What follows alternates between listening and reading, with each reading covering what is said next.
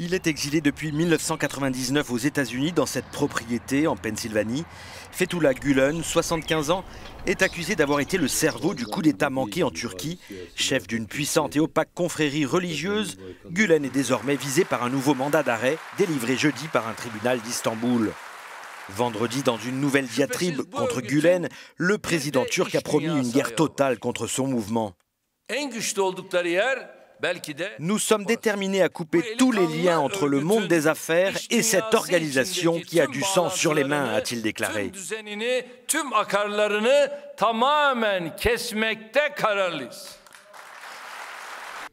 L'ex-imam, devenu la bête noire du président turc, a de nouveau nié toute responsabilité dans cette tentative de renversement du pouvoir qui a fait 272 victimes selon le gouvernement turc.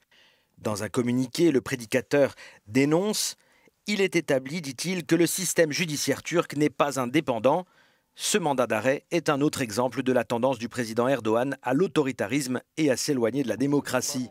La Turquie avait déjà émis un mandat d'arrêt contre Fethullah Gülen en décembre 2014, notamment pour avoir dirigé une organisation terroriste armée, après que les relations avec le président turc, son ancien allié, s'étaient subitement dégradées en raison de la publication d'un scandale de corruption impliquant notamment des proches du président. Depuis, le régime turc se livre à une véritable guerre contre les gülenistes. La police a mis la main sur des médias dont certains appartiennent à la mouvance de l'ex-imam, accusés de terrorisme et de complot contre le régime.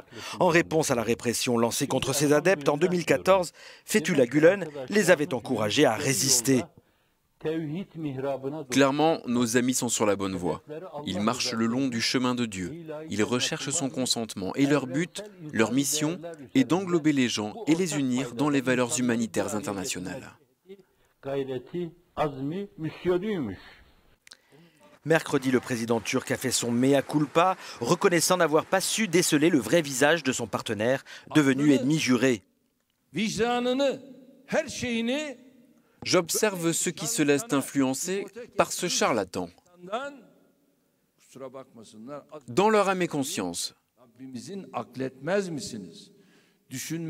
Et à qui Dieu demande: n'avez-vous pas d'âme?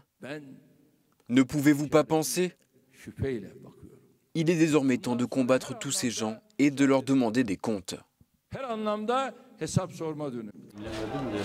La demande d'extradition de Fethullah Gülen devient en tout cas une pierre d'achoppement dans les relations américano-turques, tant que les USA refuseront de l'extrader.